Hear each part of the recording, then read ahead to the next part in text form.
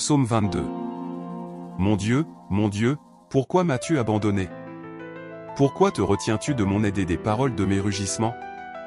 Mon Dieu, je crie pendant le jour, et tu ne m'écoutes pas, la nuit et je n'ai pas de repos. Mais tu es saint, toi qui demeures parmi les louanges d'Israël. Nos pères ont eu confiance en toi, ils ont eu confiance, et tu les as délivrés. Ils vous ont crié et se sont enfuis, en toi ils se sont confiés et n'ont pas été confondus. Mais je suis un ver, et non un homme, l'opprobre des hommes et le méprisé du peuple. Tous ceux qui me voient se moquent de moi, étendent les lèvres et secouent la tête en disant: Il avait confiance dans le Seigneur, qui le délivrerait, délivre-le, car il prend plaisir en lui. Mais c'est toi qui m'as fait sortir du sein maternel, tu m'as donné confiance en étant au sein de ma mère. J'ai été jeté sur toi dès le sein maternel, tu es mon Dieu dès le ventre de ma mère. Ne t'éloigne pas de moi, car l'angoisse est proche et il n'y a personne pour secourir.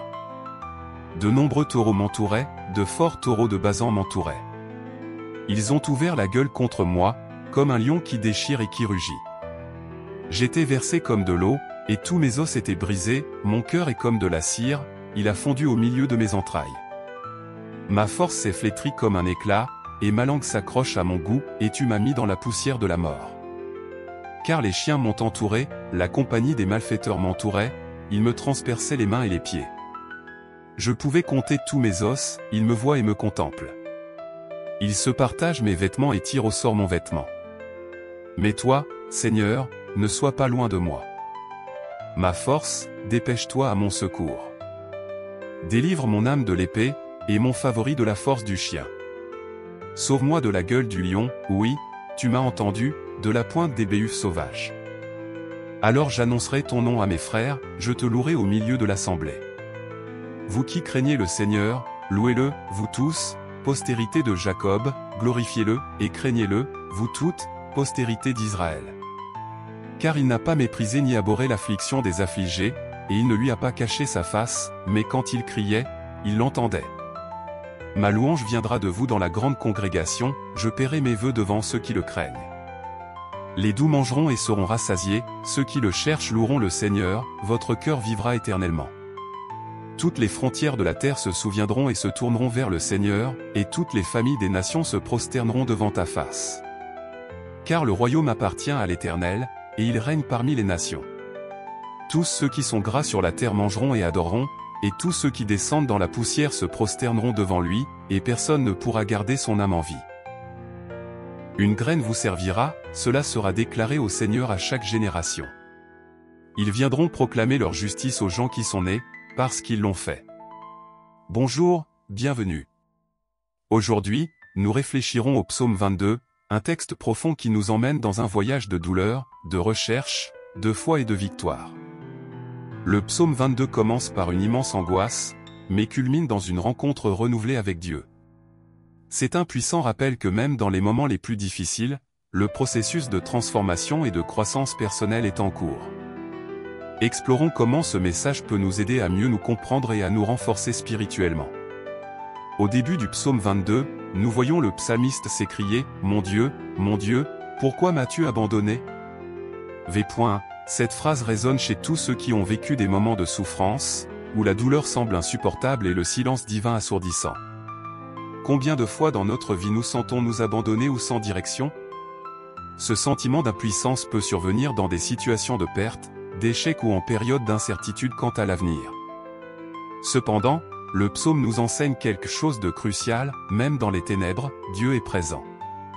Lorsque le psalmiste rappelle la fidélité de Dieu dans le passé, nos pères ont eu confiance en toi, ils ont eu confiance, et tu les as délivrés.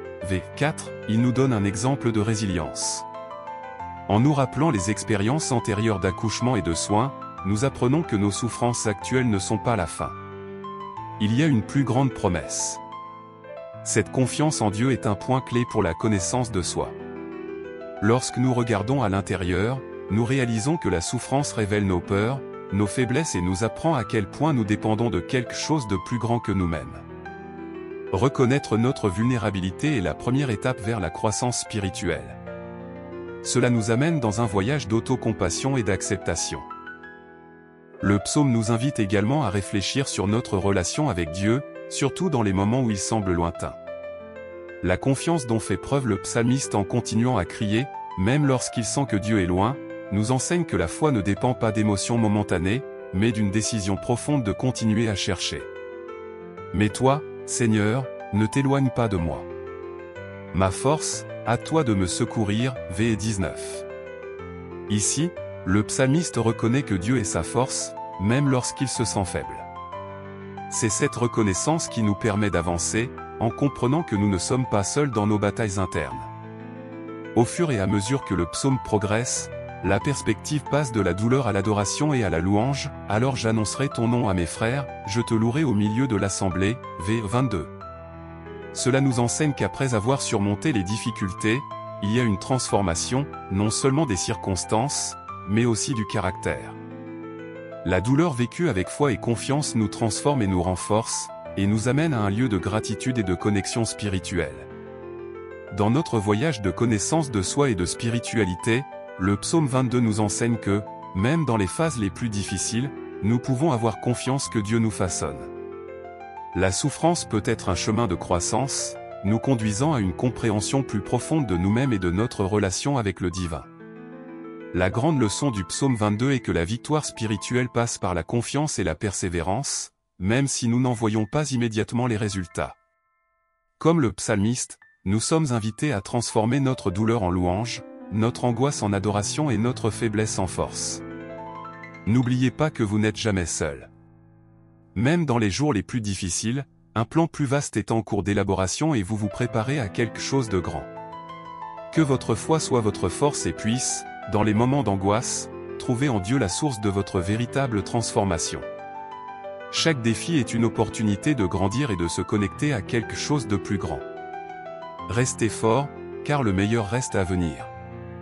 Si cette vidéo vous a aidé, aimez et commentez, et si elle peut inspirer plus de personnes, aidez-nous à partager et à vous abonner pour recevoir plus de vidéos et que Dieu soit une bénédiction dans votre vie. Rendez-vous dans la prochaine vidéo. Merci d'avoir regardé et à la prochaine fois.